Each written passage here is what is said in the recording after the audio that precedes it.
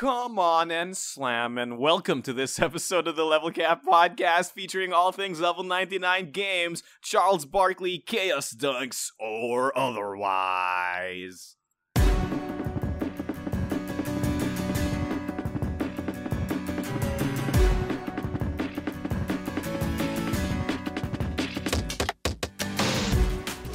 Hello, Laura. Welcome back, Laura. Everybody, with me is a very special guest because Brad is currently away for unknown reasons.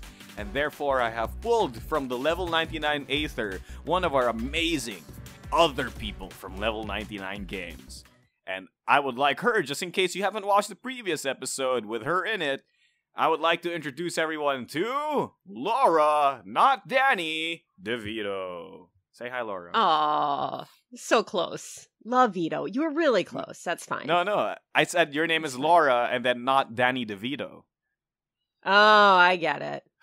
Come on. I haven't finished my cup of coffee. That one was over my head. I'm sorry. Oh. I'm sorry. You're like Drax. Hi. You're like Drax from Marvel. Mantis, watch out. That was my favorate part of that movie. My gosh. I'm sorry. It does not. Metaphors don't go over my head. My reflexes are too fast. Huh? Here's the great part. Yeah. The greatest part of this. I love Batista so much. Like, yeah. I feel some sort of pride because he's Filipino, but then like, is he? Yeah, he's like half. He has a Filipino flag tattooed somewhere on him, so with all of his other tattoos. Yeah. I mean, like, I've been like a huge wrestling fan for a really long time, and I had like a bad fan interaction with him, so ooh. I can only like him in the Guardians of the Galaxy. But not as Batista the wrestler. Not as a person interacting with their fans. I see. Oh, that's quite unfortunate. He seems like a generally nice guy. Maybe he's happier now that he's not wrestling. Yeah, maybe. I mean, like, anyway, like, wrestlers aside, gosh, welcome to the Level Cap Podcast. Hi. And we're very excited. Laura, how have you been? Like, tell me how you feel. How are you? Please. I'm great. I'm super happy to be here. Hi, great. I'm Dad. Right away with the dad jokes. I just like can't escape dad jokes and puns. Really? It's fine. Why? Does your husband do it like all the time? No, that's my stream. Okay, so if you've been to my stream before, right? Of course. I stream. Yeah. And it's Tyrankin's fault for starting it. Oh. Because it's basically it just turns into like the pun hour / 4 hours where everything I say someone just like tries to turn into a dad joke. It's great. So I definitely love Daniel Zeiger, one of my favorite community members. All he does is meme around and do puns. He is the pioneer of the BattleCon Breakfast Club. Do you know this? Yes. The level I 99, am familiar. The Level 99 Games Breakfast Club. And for the listeners not listening, Laura, can you tell us about the Breakfast Club for Level 99 Games? Oh, don't make me tell you about it. Because I know bacon is BattleCon. Okay, wait, hang on. Come on. Isn't there an egg one? No, I don't remember them all. You just listed them in chat the other day too, and I sat here just like laughing maniacally to myself. Oh my gosh. Because that's what I do in my office by myself. Okay, so Daniel is a very into organized play kind of fella. And so he created a breakfast club like joke wherein every single one of the organized play games has a food name to them, right? So we have bacon. Oh, it's egg seed. I'm sorry. Yeah, of course it's egg seed, right?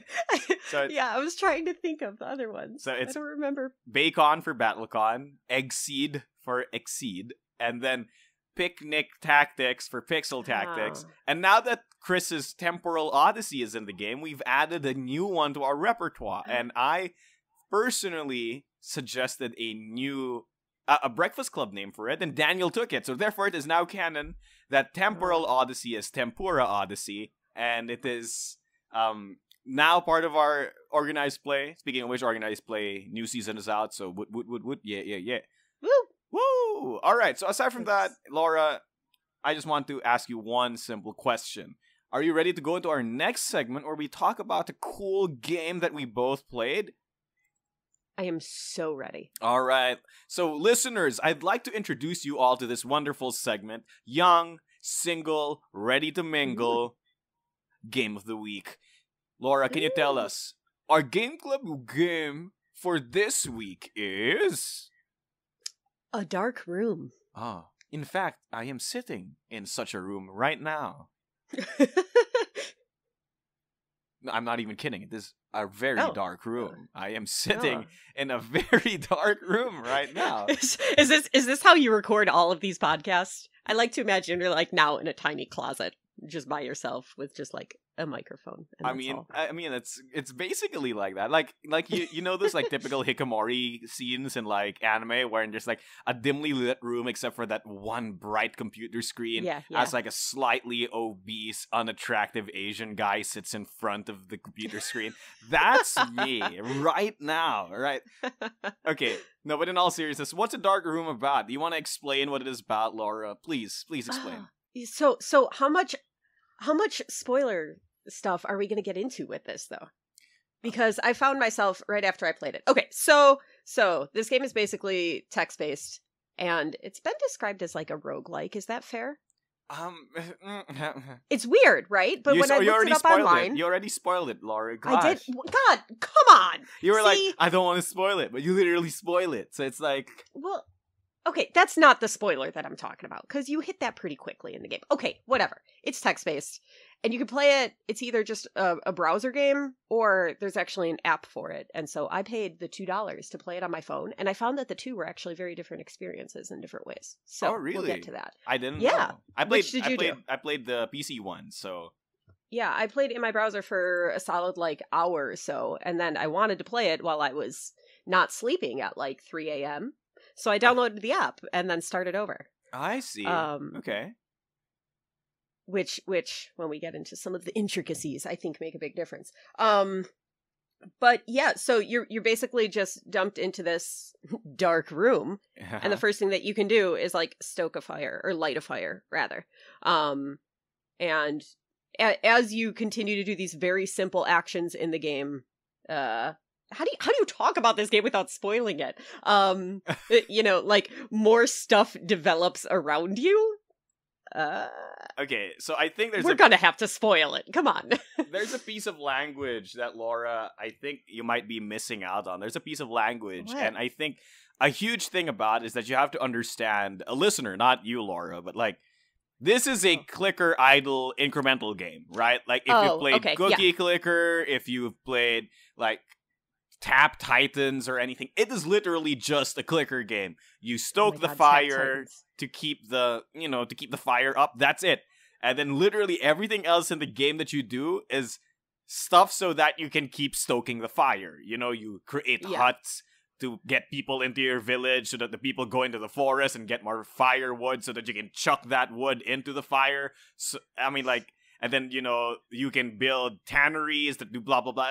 Essentially, it's just a number. It's what I would affectionately call a number porn game, because you just literally watch numbers tick up the entire time, right? And there's balancing between, there are some... So you build this village. See, that was a spoiler, right? You built a village. See? I mean, look, here's the thing. It's it's natural. It's like in JRPGs. In this JRPG, you level up and then fight a boss. I mean, that's technically a spoiler, but So you have this village, and then there will be people with different occupations in them, right? So some of the, if you have one of those tanners, well, your tanner is going to use fur, but give you leather, but who else uses fur? So there will be multiple occupations that use the same type of materials, so there's a little bit of a balancing between well, are you creating enough for all of the things that you want in the end, Yeah. And don't forget the fact that, to turn someone into any of the occupations, you have to make them stop gathering wood, which is the primary resource you spend on literally almost everything on the game. So it's the careful balancing isn't just about, actual cost of resources, but opportunity cost too, because it's by putting that person on another job, they're no longer collecting firewood, and that actually slows down your production, because literally all the building upgrades in this game cost you exorbitant amounts of firewood. Yeah. Right. Yeah. So, Laura, how did you like this game? I mean, we've explained as much as we could without getting to the twist. So before we get to the twist, tell me how much you like this game. I really loved it.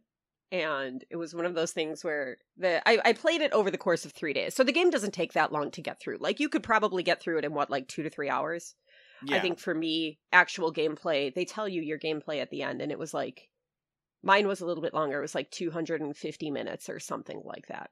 And so I played it over the course of a couple days, and the day that I finished it, I literally, like, after that happened, there was basically like one line that was displayed to me during that day. I like could not stop thinking about it for the rest of the night. So that was me, like at like 2 a.m. laying there, and then suddenly I just like tapped my husband on the shoulder, and I was like, hey, you should play this game.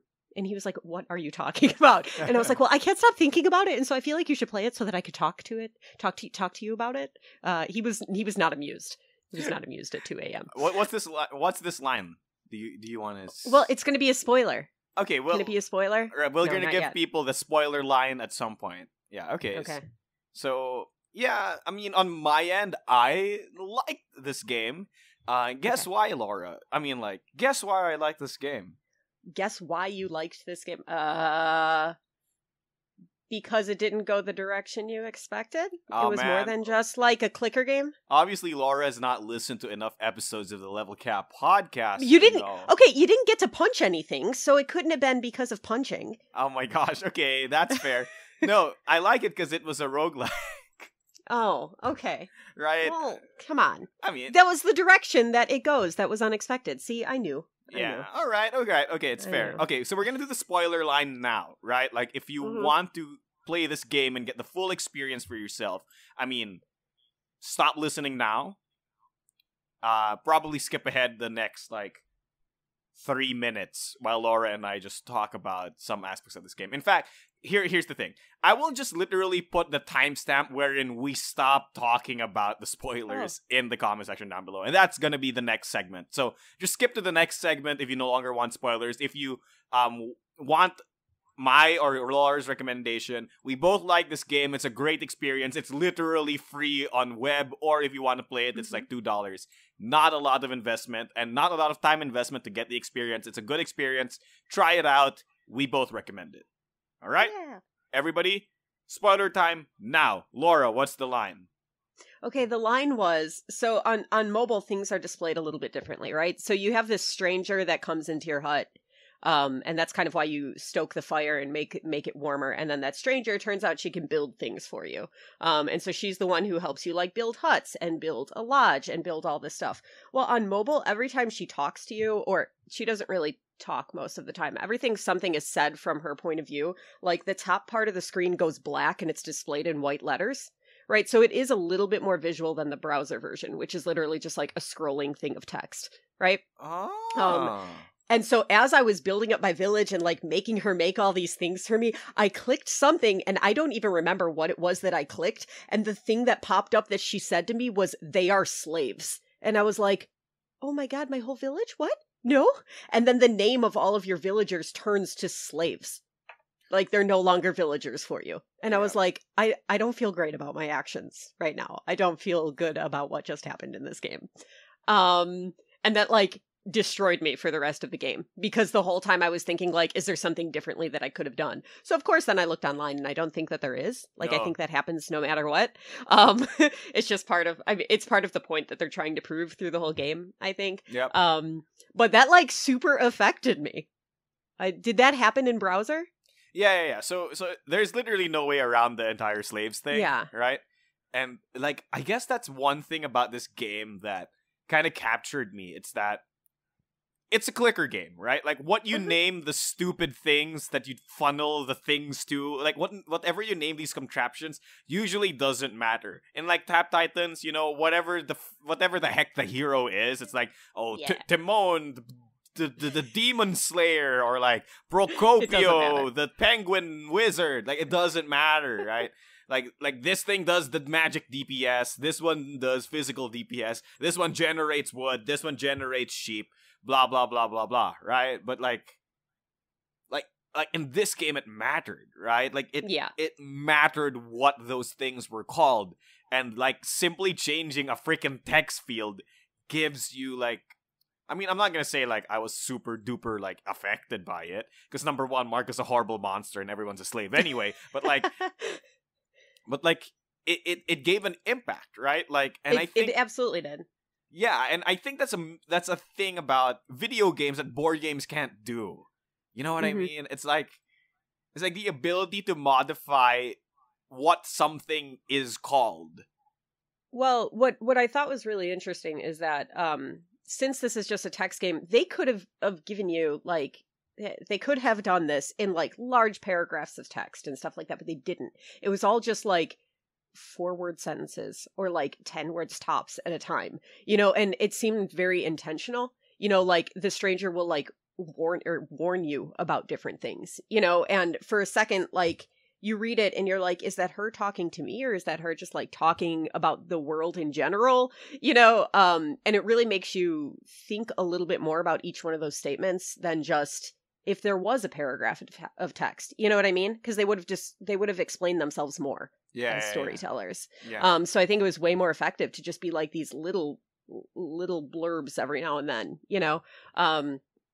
and it leaves a lot more up to you. So for me, when that line happened, that they are slaves, it was shortly after. Basically, there's a thing that happens where a thief like steals a bunch of things from you, and they catch him, and you're allowed to, like, the village wants to hang him, or you can like let him go or whatever. And if we want to talk about monsters, I was like, you know what, village, like, you do you. And so I let them hang them. And it was shortly after that they changed the name to like, they are slaves.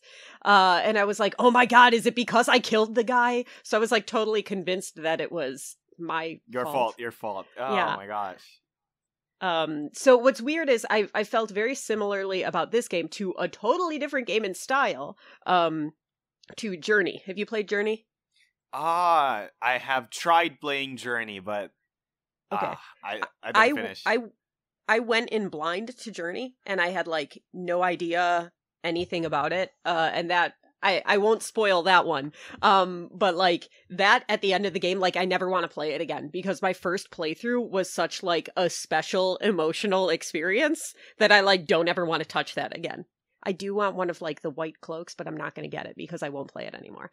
And this game, because of things like that, because of things I didn't know going in, was that same type of like very emotional little package, And so there are absolutely, they encourage you to play it more than once. And actually, if you get it on mobile, I don't know about the browser version. Once you finish it, you actually unlock a lot of like developer commentary. Oh, okay. I'm not sure if that's in the web version. Yeah, which is really cool. So there are all these audio clips, and you can just like set them to play as you like continue playing the game, as long as you have the app open. And it's just like the developers actually talking about the story and why they did certain things the way that they did. So I'm still working my way through those. So I thought that was a cool little thing, but I don't want to play it again. I loved how this experience like started and ended, and I like don't want to do it again. Yeah, I mean, it's a pretty fun game, right? Like it's very interesting. There's a lot of like for a text-based game, there's a lot of like show don't tell, despite the fact that literally everything is text. One thing I really liked about it is that like I don't know, there's like some underlying so in mechanical sense, right? It starts off as this incremental cookie clicker game, and then you realize that there's a lot of resources the cookie clicker doesn't even tell you what is for. Until you get to a point in the game wherein all of those resources start making sense, right? Like, oh, you need it for equipment because it's a roguelike game now, apparently. But the roguelike doesn't really last too long until you find the spaceship, right?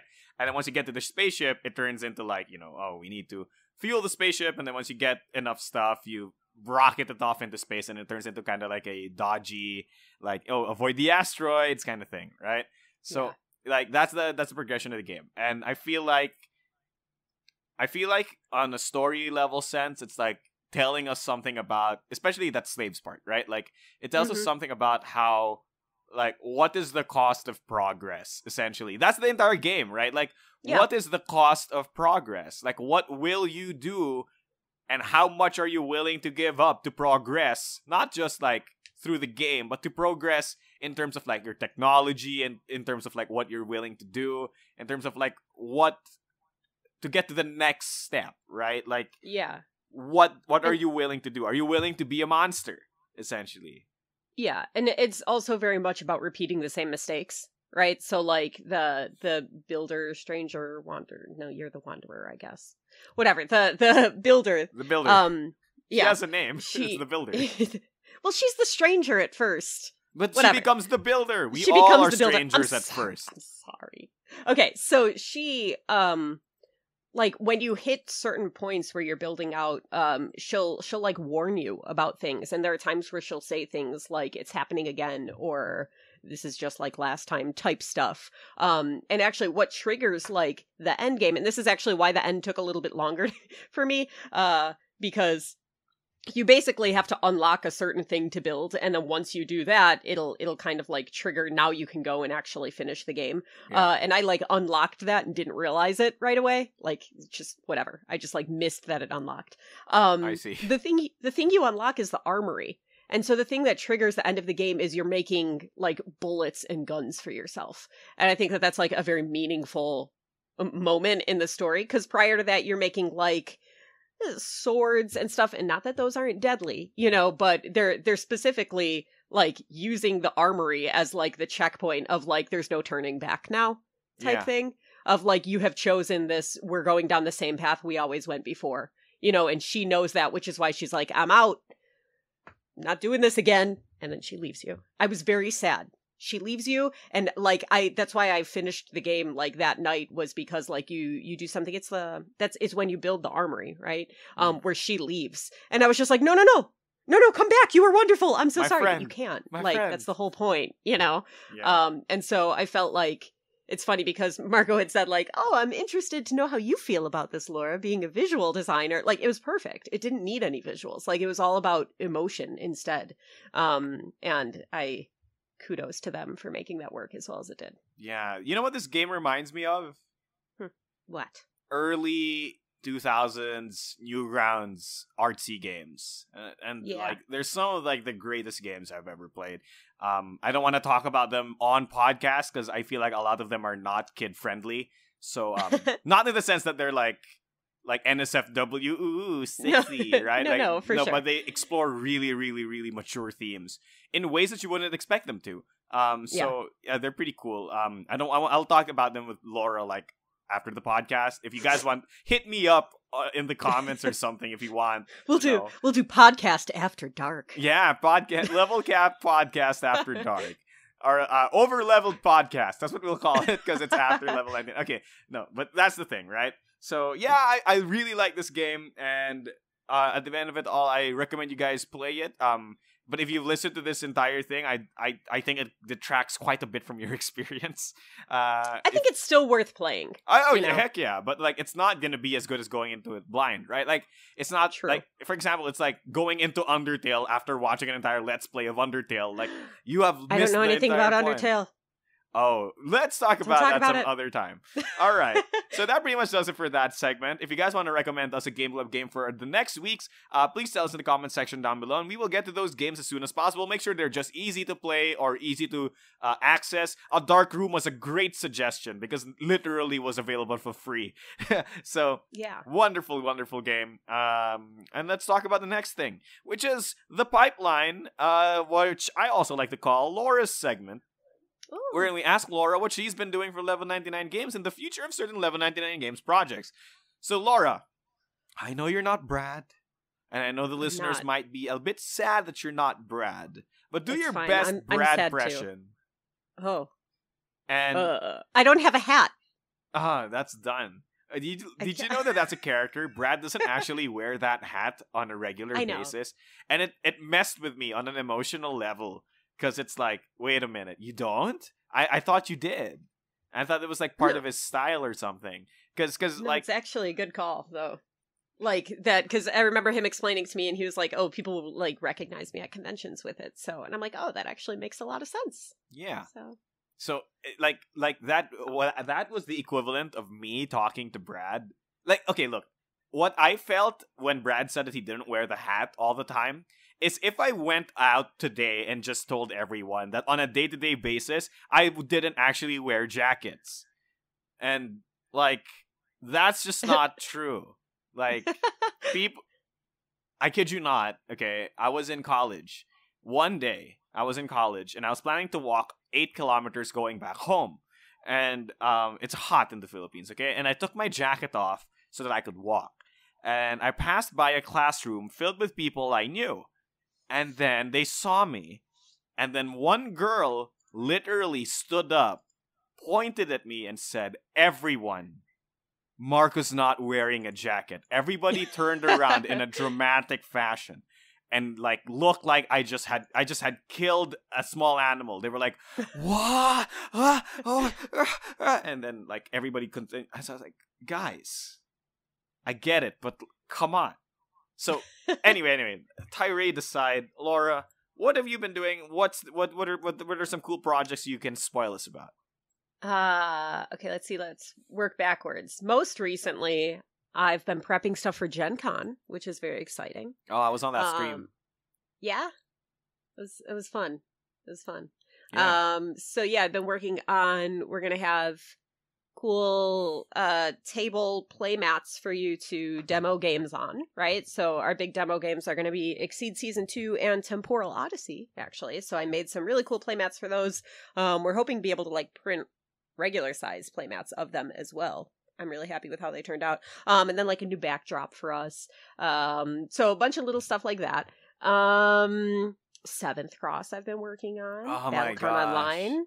Yes. I finally got to get back to BattleCon Online because we're prepping for Steam release for that. So will the UI be fixed before Steam release? It better be. I just need to steal Cameron for like a day or two and just be like, "Cameron, we can do this. Just ignore everyone else. I'm the only one that matters right now." Together. Together we can make it happen. Yeah. Yeah. So there's a lot of little stuff that, from my perspective, like really needs to be fixed before we go to Steam because... Oh, please, can you tell me some? I would like to hear. Okay, aside from the fact that you don't see all the cards in your hand, right? Which we've already discussed, Marco. I know how we all feel about that. Oh, Revolver. I've admitted... How many times have I had to admit that when I designed the screens for that game, I didn't know that you could have more than 3 cards on each side? Okay? No one told me... Look, it's okay. No one told me. It's okay. We all make mistakes. I made Eric. Sorry. Okay, I made Eric. So you could not have messed up more than me, right? Fair. All right. So that's a big one. There's things with like since the size of some stuff changed, like you've probably seen in game the cards actually sit like just below the footer. They're like right up against it and some stuff gets cut off. Like little things like that I'm sure you're so used to seeing it that like whatever, you either think it's intended or you just like don't notice it anymore. For me, that still like makes me hyperventilate every time I look at it. I mean, you're the designer, right? So you have to be right? nitpicky. Like Yeah. that's the thing. Yeah, you are a designer for that. So very there are reason. a lot of little things and a lot of little stuff like that either like I'm gonna just replace an asset, and so hopefully that makes Seki's job really easy where he can just like swap out a new image for an old one. But there are some things where we're just gonna have to powwow. I'm going to have to work Australia hours so I can be up with him and we can figure stuff out. Last thing that we're implementing before that is ranked play. So that's what I've been working on recently. So I'm doing some stuff that I absolutely love doing, which is like designing the crests that you earn at different ranked levels. That's like the type of stuff I love doing. So yeah, we'll have ranked play available once we go on Steam, which is a big deal. But I know on the back end, they're working on a lot of stuff with like currency and accounts and how you log in and how you send friend matches or challenges and whatever. So there's a lot of back end stuff happening while I'm just like scribbling away trying to make things look pretty. So what else? BattleCon Online, 7th Cross. I'll just keep throwing that name in here because that's what everyone's excited about. That's what I'm excited about. I'm so excited for it. You cannot believe. I know, right? So every time I get like a day where Brad's like, "Why don't we just work on 7th Cross today?" I'm like, "Okay." And then I just disappear for like 8 hours because I just like really enjoy working on that. And then I ignore all of my other duties of the day. Right. No, so I've been working on a lot of card templates and stuff for 7th Cross. So we're hoping to get like a workable demo of that so we can put it in Tabletop Simulator soon. Ooh, I'm quite excited. I mean, I know. I'm very sad that my best boy is not a playable character, but that's fine. I don't think your best girl is a playable character either, so... No, she's not yet. Yet? Whoa. as far as I know. I mean, I don't know who is planned to be playable. I'm not gonna lie. I mean, look, I might be in a better spot than you, because I know for a fact that Brad plans for Carboy Turbo Teen to be a playable character, so... Well, I have 2 best girls. I mean, like, they're tied, and I refuse to choose between them, so... Wait, I know one. Who's the other one? Huh? Remulus. Oh. Remulus and Jeanette are, like, my girls. Your top waifus? Them. Yes. I will waifu both of them. Oh my gosh. But one of them's literally just radiation. Like... Yeah? Is there a problem with that? I don't think you can waifu radiation, Laura. I'm pretty sure I'll figure out a way. Oh my gosh. Alright, so... Among all of your projects, you say 7th Cross is the most exciting. Give me one thing that you're working on that many listeners probably don't know that you're working on right now for 7th Cross. Oh, wait, for 7th Cross. Okay. I've been doing all card stuff. So, stat cards was the last thing that I was working on, and attack cards. No, okay, so how much has Brad talked about how the monsters work? A lot. In-game. Oh, okay. What about... I'm trying to... I don't have, like, an encyclopedic knowledge of what he's already talked about. No. Laura, yeah. Just talk about something like, like making card templates or crests or something. Like... Okay, wait, yeah. Okay, that's a thing. I forgot about that. Is every big character in the game, right? So like the hunters and like the villains you guys already know from Exceed.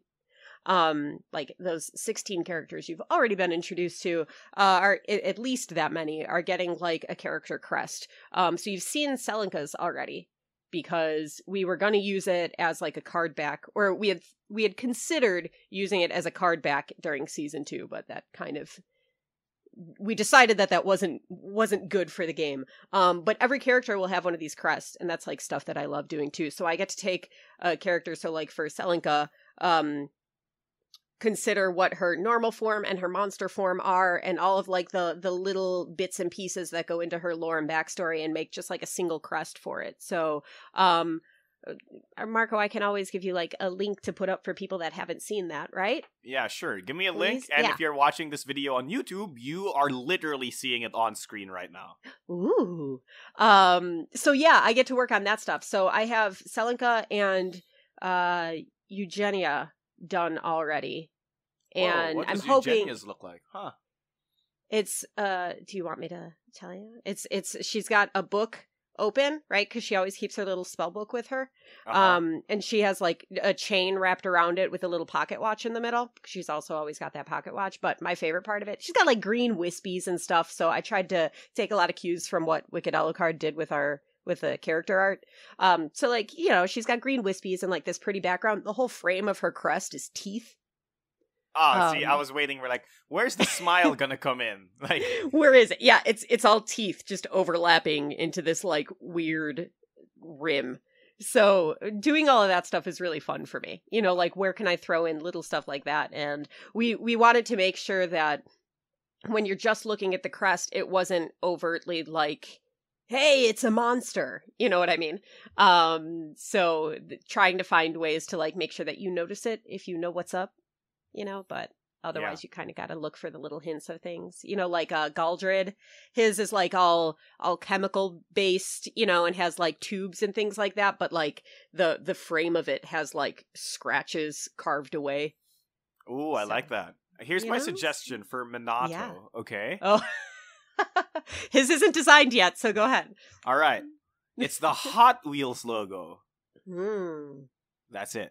It's just it's just the Hot Wheels logo. No, but in all seriousness, right? You could probably put like, I don't know, like the Japanese kanji for demon or something like that, right? Yeah. Or something. I think personally, I would just like Minato's to look like what his gang symbol would look like, because like gangs have like gang signs, right? And his should just look like a Japanese Yakuza gang sign. That would be pretty cool. That's actually a great idea. With his will be fun. With wheels. Yeah, with wheels, of course. His will be fun to, because there are a lot of elements of like cars and stuff that we can use, right? We can use keys It doesn't have to be just like gears and wheels and Fun really... fact about the lore, in case you didn't Mhm. know, Minado's powers do come from a set of keys. So, Yeah, see? ah, So, genius. so I've been working on those, and I'm hoping to have 2 more done by Gen Con. So if you're stopping by the booth, come and talk to me. I'm also, wait, here's a little thing that I'm working on that you guys will see at Gen Con as well. Ooh. This is fun. I do card alters, right?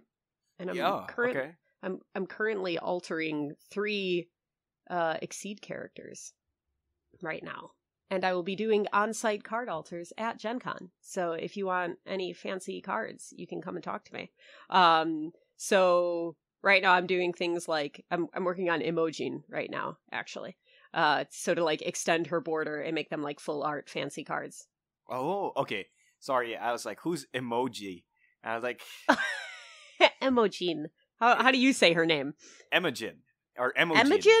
Or Emojin, okay. Right? Like... Emojin. You guys... Emoji. Like, it's I put the emphasis on the wrong syllable. Yeah. You like put it at the start, so it's like Emojin. And I was like, emoji? Emojin.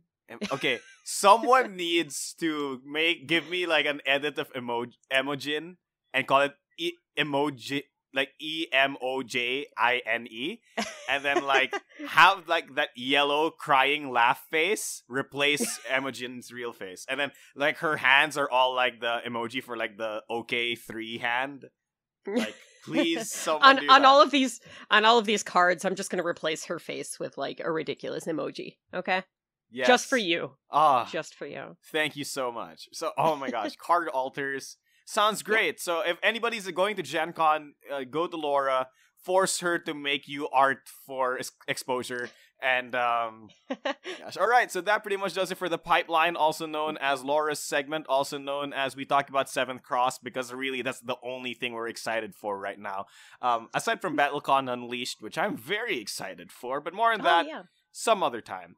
So, let's move on to the following segment, also known as the 99 questions of level 99 games in the wall, where we will muda your questions into flat-rolled, steamrolled answers. And hopefully, that was a JoJo reference. Was that a JoJo? Is this a JoJo reference? Was that a JoJo reference? Oh, what? It's the Zoardo time stop, and then he like steamrolls the thing, right? I know. All right, okay. Just making sure I was making the correct JoJo references here. Okay, we're proud of you. Thank you so much. All right, Laura, are you ready for these questions? So ready. All right. What is your dad's name? Tell me the name of your dad. I'm just kidding. Oh, that's from that video. Oh, tell me the name of your dad. Tell me the name of your dad so that I may become Jin. Okay, no, but seriously, what's your biggest pet peeve in games? There are so many. Laura. That's the answer. No. Okay, biggest. I think biggest pet peeve is a ton of currency in game. Okay, different types of currency, right? So, like, I'm a big Destiny player. I can't help it. It just, like, keeps dragging me back in. Do you like Diablo? Yeah. Okay, no wonder. All right, keep going. So it really drives me crazy how Bungie keeps just creating new types of currency, as opposed to, like, using something that they introduced a while ago that they're no longer using, or, like, no one uses it for that purpose. Like, they just make a new one. Like, everything that you want to do in game does not have to have a different type of currency, okay? And that drives me crazy because I like, lose track of what does what. It clutters up your inventory. I streamline it, friends. We don't need 30 types of currency. We don't. We do. I firmly believe that every single task should have 3 sub-currencies. No. It drives me crazy. It really does. How many currencies does Bungie have? Like, actually, in Destiny 2? I would actually have to, like, look that up. Just estimate. Just, like, estimate. Guesstimate. Probably 12. Jeez, why? Why would so there are, like, 2 main ones, right? There's, like, Glimmer, and then there's Legendary Shards. No, it might not be up to 12 anymore. Destiny 1 was really terrible with it, too. But what they do is, like, they have things where like if they have like masterwork cores, right? But like what they used to do would be like, well, if it's a core that you're using for a weapon, then it's a different one than if you're using it for armor. And it's like, really, like they say they serve the same purpose. Okay, like just we don't need a million different things. They have these like silver. I'm really bad with names. If we haven't figured that out already. Which is ironic. I know what the icon. I know what the icon looks like. They have these little like spike things that just like came from dismantling a certain thing, and then you use it for this other thing that like they have this abandoned currency that they could have used in place of that, but they created something new instead. It's just dumb. I see. Dumb. Okay, so it seems like you don't play a lot of mobile games, do you? I mean, I play a lot of Fire Emblem Heroes. Okay. Well, that's decent in terms of like, but yeah, mobile games are like notorious for having 17 different currencies outside of why? Main currency and premium currency. There's like, oh, you need these XP tickets to enter the secret dungeon. By the way, there's another secret dungeon, but it requires key fragments that then let you have portals, which you can then use to enter that second secret dungeon. Like, they just have 17 different... The thing that I just, like, on one hand, from a design perspective, I, like, want to understand it, right? Because you're trying to make it so that a player can't just go and, like, do the easy task a million times and gain your main currency and then be able to do this, like, difficult thing. But I'm also kind of like, if a player wants to go and spend all of their time, like, grinding out that much currency, like, fine. Like, let them have it, At least they're putting in some time to the game that you want them to be playing. That's the point, right? Like... Yeah. That's the point is, like, I think this comes from the mobile scene, wherein they don't want it so that no matter, even if you can grind for it, like that's the thing about mobile games. It's like, they have to make it so that either grinding is near impossible to do or literally limit grinding because they want you to spend money on it. Like, that's literally what those systems are in place for. Yeah. Like, that's the only reason. On like a console or a PC game, though, like, I just can't. I can't. If someone is willing to spend 10 hours grinding for something, like, that's fine. They put their time in, I don't know. Yeah, I'm not saying that they should then be able to turn around and get, like, the hardest to get thing in the game. Like, no. But, yeah, lots of currencies. I understand. Like, it's like loot boxes, right? Like, from a design developer perspective, I understand why it's in the game, but as a player, I also understand why people hate it, right? Mm-hmm. I mean, so, like, yeah. I mean, like, I don't personally hate loot boxes, because, number one, I'm not a completionist, so it's like, I don't care if I don't have that obscure skin that one character that I never use has. Like, people care about that kind of stuff, but I just don't. Yeah. Yeah. There's like a current... I'm sorry. You got me all... I'm all like worked up about this now. Like every planet used to have its own currency. Nice. Its own the immersion. My immersion is so real right now. But they all served exactly the same purpose. And so literally all it did was just take up more space in your inventory, which was limited because they wouldn't just like give us a bunch more inventory space. It's too early for me to be this angry, Marco. Yeah, I understand. You know what my biggest pet peeve in games are? What? When they're not games. Okay. So, please explain. Oh my gosh. So, I like, at some point, one has to start challenging the definition of what a game is. Because by the dictionary definition, we have things like, basically, it is any medium wherein the person partaking in the said medium is able to interact with it in such a way that affects its outcome. That's essentially what a game is supposed to be. And if you take that definition, then that's great, right? Like, when you play Super Mario, the outcome is determined exactly by your input. Because Mario moves based on what buttons you press, right? Mm-hmm. But if I ask you this, by that definition, if I were to watch a DVD, and then I fast forwarded it, and then paused, and then played, is that a game? Is that a game? No. No, but technically, by definition, right. I was able to change how that experience played out through my own input. Right?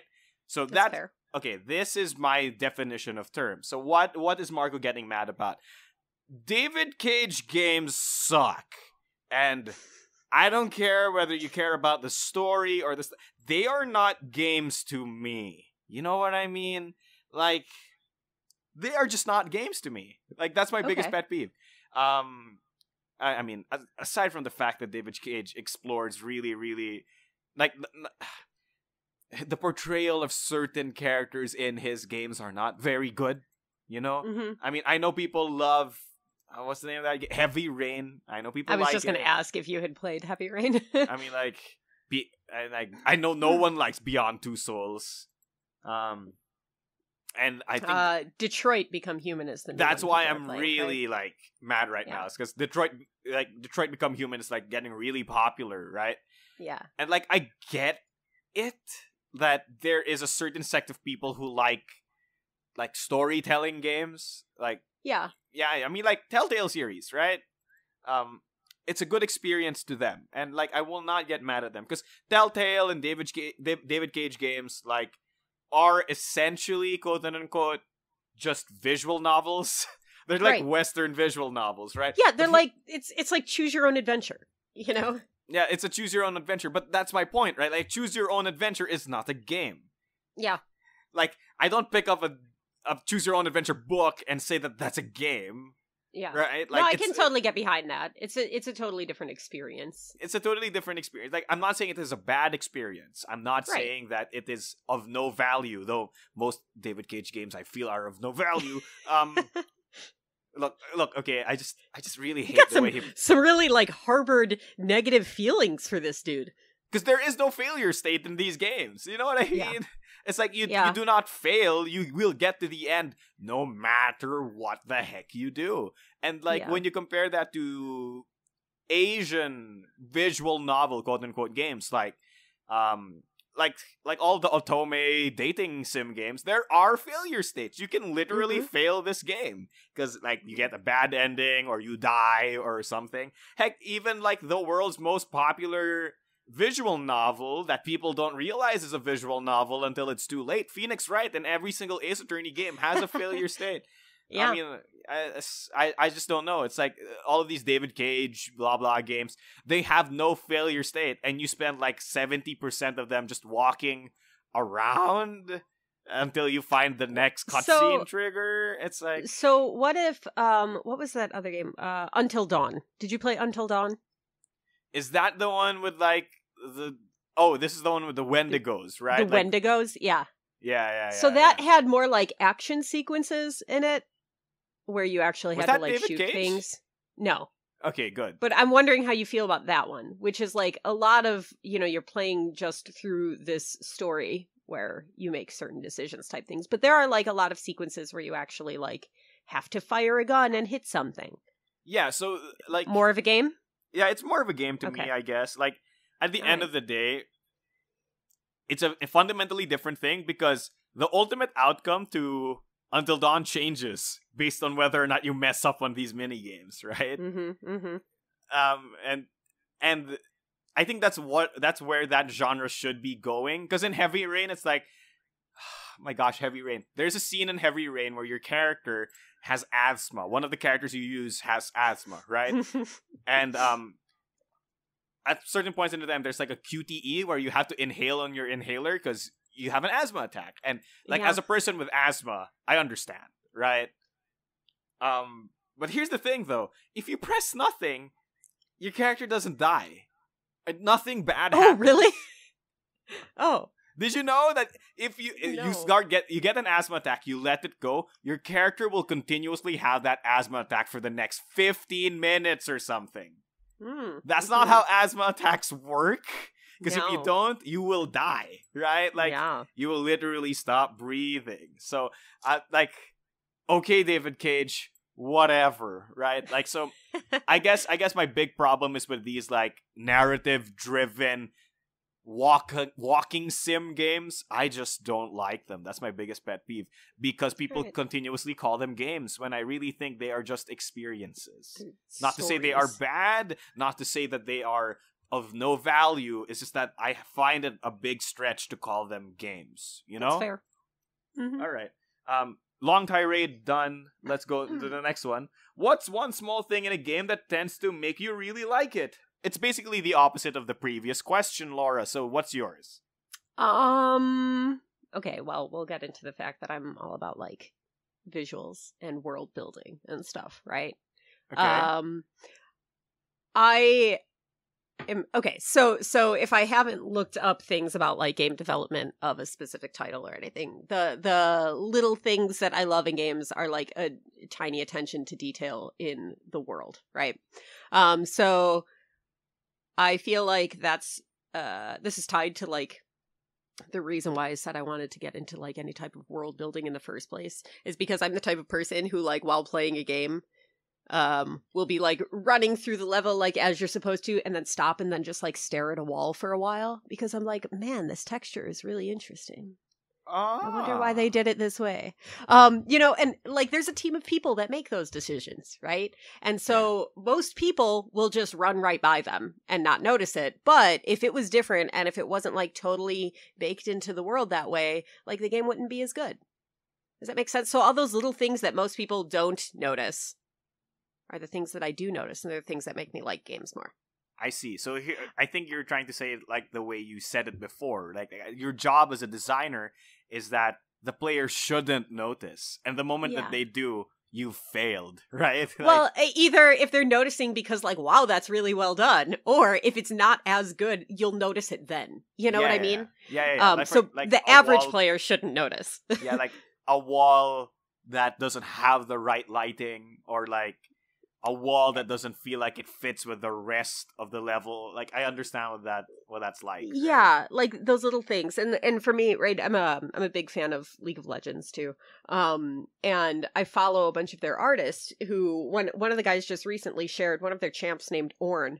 I love Ornn so much. Isn't he great? Really cool design. You know, well, he just shared a bunch of this particular artist doesn't do a lot of player facing art. So he does all of like the concept art that goes in beforehand. And he shared a bunch of his personality studies of Ornn.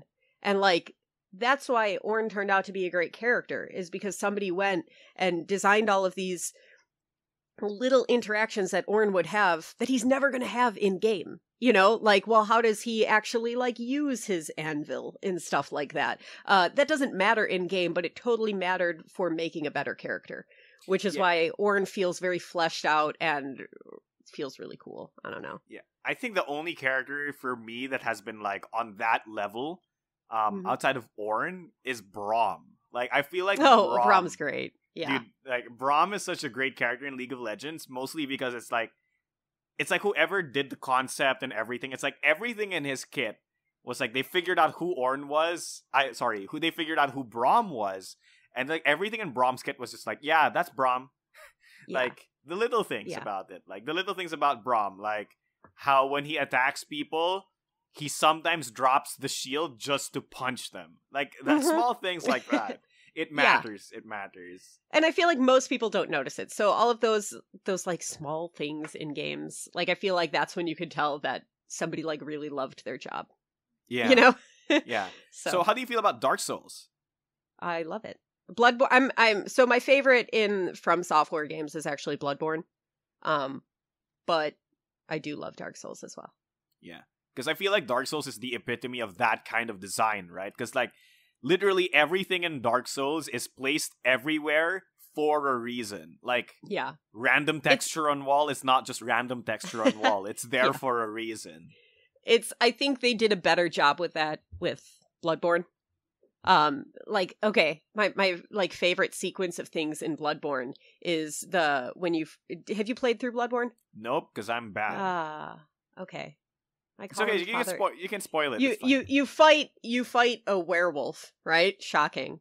He's Father, I call him Father Gascan. I don't even remember how you actually pronounce his name, Gascion or something like that. Gaston. All right, let's call him Father Gaston. Father Gaston.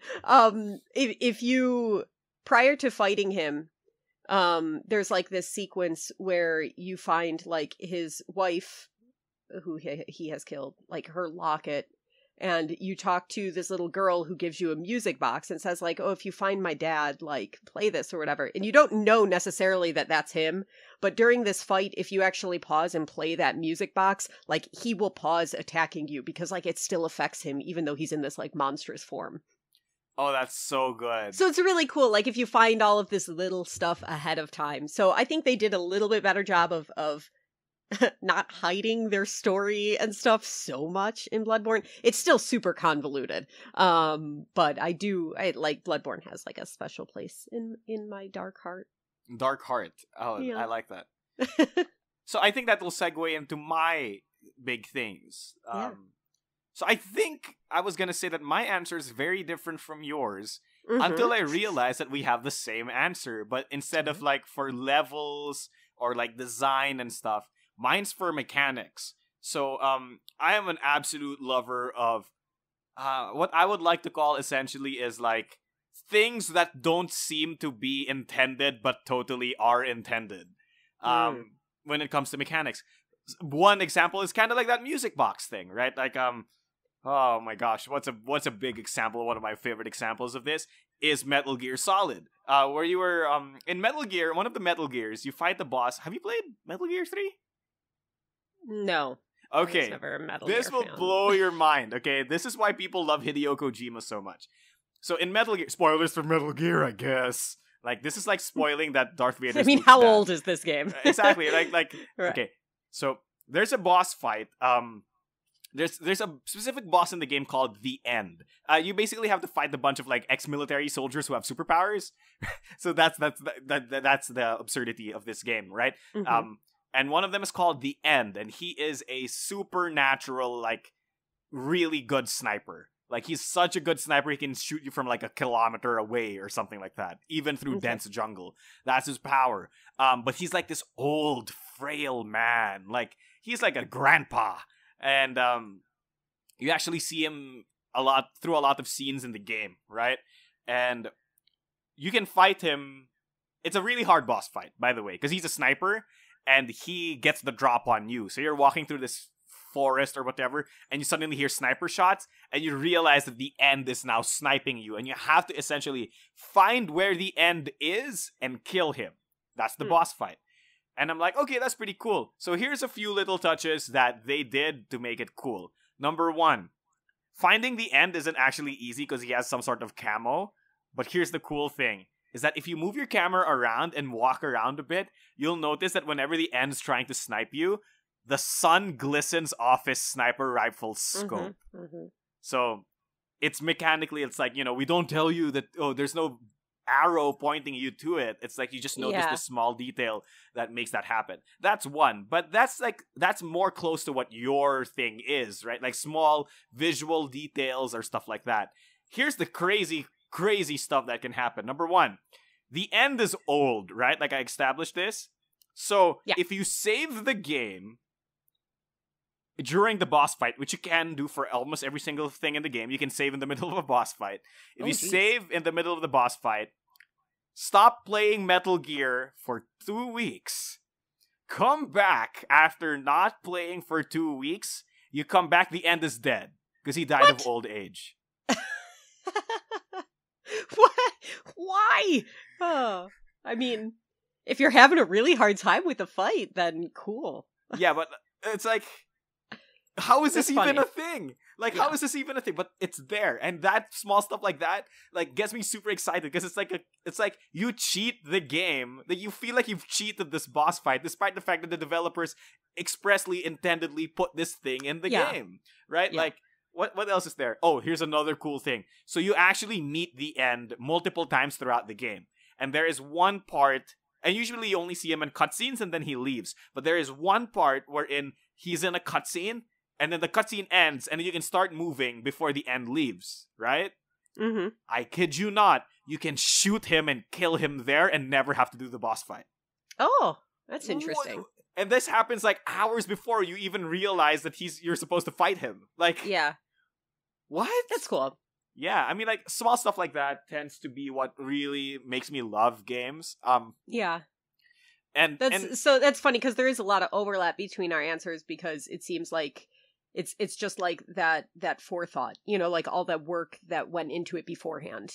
It's not necessarily like the end product, you know, it's that you can tell somebody went through and thought of that, you know, the wait 2 weeks to come back is an absurd thing, you know, but somebody actually thought like, well, hey, this dude's old.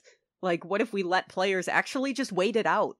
And that's what hooks me on games. Like, it's not just Metal Gear. There's a lot of other examples to it. Like, and it doesn't even have to be as cool as that. It can be just like small exploits. Like in Final Fantasy, like you can use a potion on undead enemies and it like hurts them instead. Like stuff like that, right? Like it's fun. I like that kind of stuff. All right, last question, Laura. I think because we've been ranting a bit too much. A little bit. It's okay. This is what happens in every Laura Marco episode. We ramble. We get off track. It's fine. It's fine. All right. Does P equal NP?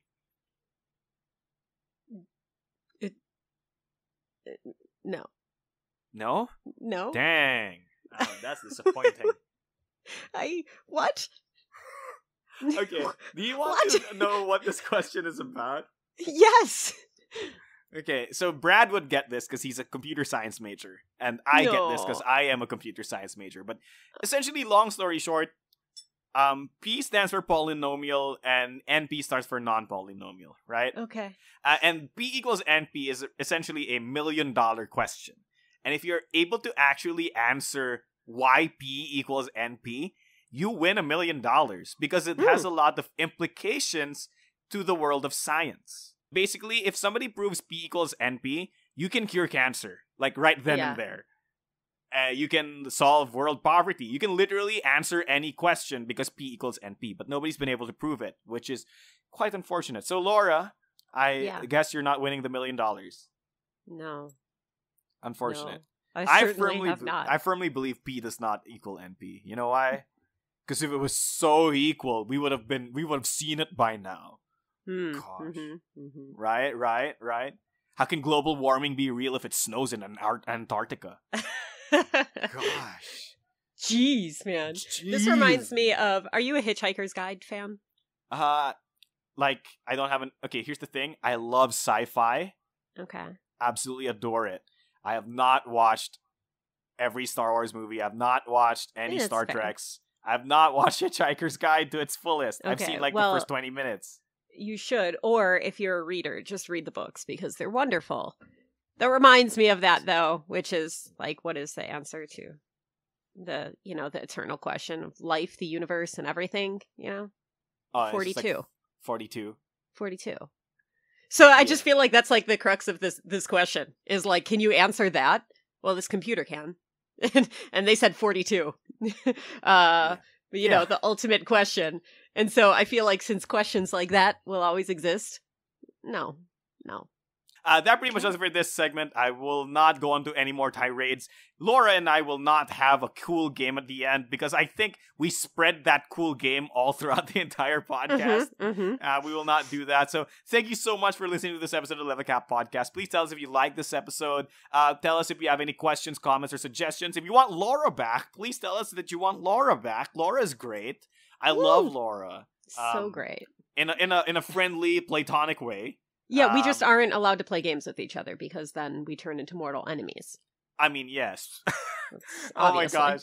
If anybody wants to understand the context behind that, watch our streams of playing Imperial spells in Steam, and you will find out why Laura and I are mortal enemies in that realm. But without much else to say, thank you so much for listening, and I hope you guys enjoyed. If you guys enjoyed, please share it with a friend. If you didn't, share it with an enemy. As usual, it has been me, your host, Mark Dos Santos, also known as Mechanic Critic, and with me has been my wonderful co-host, also known as not Danny DeVito, Laura Levito. Indeed. And I would like to thank you all so much for listening. Don't forget your special action, and thank you, World of Indians. Thank you, and good night. Hey, Laura, say happy gaming. Happy gaming.